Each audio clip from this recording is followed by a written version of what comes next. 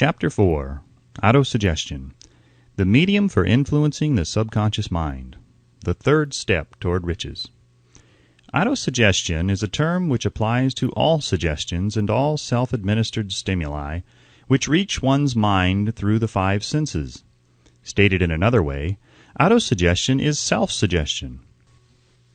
It is the agency of communication between that part of the mind where conscious thought takes place and that which serves as the seat of action for the subconscious mind. Through the dominating thoughts which one permits to remain in the conscious mind, whether these thoughts be negative or positive is immaterial, the principle of autosuggestion voluntarily reaches the subconscious mind and influences it with these thoughts. No thought, whether it be negative or positive, can enter the subconscious mind without the aid of the principle of autosuggestion, with the exception of thoughts picked up from the ether. Stated differently, all sense impressions which are perceived through the five senses are stopped by the conscious thinking mind and may be either passed on to the subconscious mind or rejected at will. The conscious faculty serves, therefore, as an outer guard to the approach of the subconscious. Nature has so built man that he has absolute control over the material which reaches his subconscious mind through his five senses, although this is not meant to be construed as a statement that man always exercises this control. In the great majority of instances, he does not exercise it, which explains why so many people go through life in poverty. Recall what has been said about the subconscious mind resembling a fertile garden spot in which weeds will grow in abundance if the seeds of more desirable crops are not sown therein. Autosuggestion is the agency of control through which an individual may voluntarily feed his subconscious mind on thoughts of a creative nature or, by neglect, permit thoughts of a destructive nature to find their way into this rich garden of the mind. You were instructed in the last of the 6 steps described in the chapter on desire to read aloud twice daily the written statement of your desire for money and to see and feel yourself already in possession of the money. By following these instructions, you communicate the object of your desire directly to your subconscious mind in a spirit of absolute faith.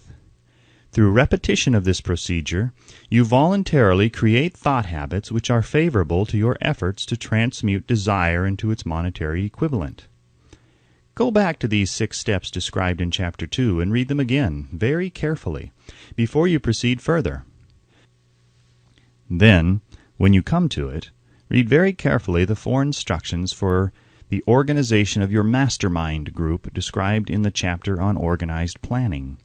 By comparing these 2 sets of instructions with that which has been stated on autosuggestion, you, of course, will see that the instructions involve the application of the principle of autosuggestion. Remember, therefore, when reading aloud the statement of your desire, through which you are endeavoring to develop a money consciousness, that the mere reading of the words is of no consequence unless you mix emotion or feeling with your words. If you repeat 1,000,000 times the famous Emile Coué formula, day by day and every way I am getting better and better, without mixing emotion and faith with your words, you will experience no desirable results. Your subconscious mind recognizes and acts upon only thoughts which have been well mixed with emotion or feeling. This is a fact of such importance as to warrant repetition in practically every chapter, because the lack of understanding of this is the main reason the majority of people who try to apply the principle of autosuggestion get no desirable results. Plain, unemotional words do not influence the subconscious mind. You will get no appreciable results until you learn to reach your subconscious mind with thoughts or spoken words which have been well emotionalized with belief. Do not become discouraged if you cannot control and direct your emotions the first time you try to do so. Remember, there is no such possibility as something for nothing. Ability to reach and influence your subconscious mind has its price, and you must pay that price. You cannot cheat, even if you desire to do so. The price of ability to influence your subconscious mind is everlasting persistence in applying the principles described here. You cannot develop the desired ability for a lower price. You and you alone must decide whether or not the reward for which you are striving, the money consciousness, is worth the price you must pay for it in effort. Wisdom and cleverness alone will not attract and retain money, except in a few very rare instances where the law of averages favors the attraction of money through these sources. The method of attracting money described here does not depend upon the law of averages. Moreover, the method plays no favorites. It will work for one person as effectively as it will for another. Where failure is experienced, it is the individual, not the method, which has failed. If you try and fail, make another effort, and still another, until you succeed. Your ability to use the principle of autosuggestion will depend very largely upon your capacity to concentrate upon a given desire until that desire becomes a burning obsession. When you begin to carry out the instructions in connection with the 6 steps described in the 2nd chapter, it will be necessary for you to make use of the principle of concentration. Let us here offer suggestions for the effective use of concentration. When you begin to carry out the first of the 6 steps, which instructs you to fix in your own mind the exact amount of money you desire, hold your thoughts on that amount of money by concentration or fixation of attention, with your eyes closed until you can actually see the physical appearance of the money. Do this at least once each day. As you go through these exercises, follow the instructions given in the chapter on faith and see yourself actually in possession of the money. Here is a most significant fact. The subconscious mind takes any orders given it in a spirit of absolute faith and acts upon those orders, although the orders often have to be presented over and over again through repetition before they are interpreted by the subconscious mind. Following the preceding statement, consider the possibility of playing a perfectly legitimate trick on your subconscious mind by making it believe, because you believe it, that you must have the amount of money you are visualizing, that this money is already awaiting your claim, that the subconscious mind must hand over to you practical plans for acquiring the money which is yours. Hand over the thought suggested in the preceding paragraph to your imagination, and see what your imagination can or will do to create practical plans for the accumulation of money through transmutation of your desire. Do not wait for a definite plan through which you intend to exchange services or merchandise in return for the money you are visualizing, but begin at once to see yourself in possession of the money, demanding and expecting meanwhile that your subconscious mind will hand over the plan or plans you need. Be on the alert for these plans, and when they appear, put them into action immediately. When the plans appear, they will probably flash into your mind through the 6th sense in the form of an inspiration. This inspiration may be considered a direct telegram or message from the infinite intelligence. Treat it with respect and act upon it as soon as you receive it. Failure to do this will be fatal to your success. In the 4th of the 6 steps, you are instructed to create a definite plan for carrying out your desire and begin at once to put this plan into action. You should follow this instruction in the manner described in the preceding paragraph. Do not trust to your reason when creating your plan for accumulating money through the transmutation of desire. Your reason is faulty. Moreover, your reasoning faculty may be lazy, and if you depend entirely upon it to serve you, it may disappoint you. When visualizing the money you intend to accumulate with closed eyes, see yourself rendering the service or delivering the merchandise you intend to give in return for this money. This is important. The fact that you are reading this book is an indication that you earnestly seek knowledge. It is also an indication that you are a student of this subject. If you are only a student, there is a chance that you may learn much that you did not know, but will learn only by assuming an attitude of humility. If you choose to follow some of the instructions but neglect or refuse to follow others, you will fail. To get satisfactory results, you must follow all instructions in a spirit of faith. The instructions given in connection with the 6 steps in the 2nd chapter will now be summarized and blended with the principles covered by this chapter as follows.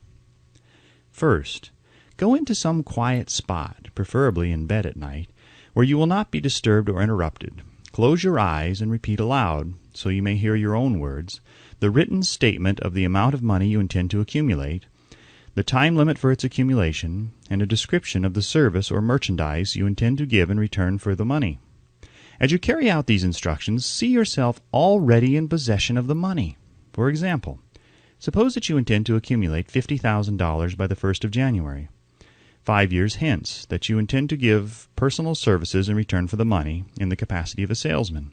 Your written statement of your purpose should be similar to the following. By the 1st day of January 2000 blank, I will have in my possession $50,000 which will come to me in various amounts from time to time during the interim.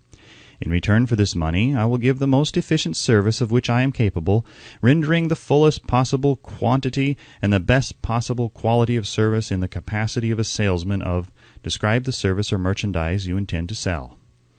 I believe that I will have this money in my possession. My faith is so strong that I can now see this money before my eyes. I can touch it with my hands. It is now awaiting transfer to me at the time and in the proportion that I deliver the service I intend to render in return for it.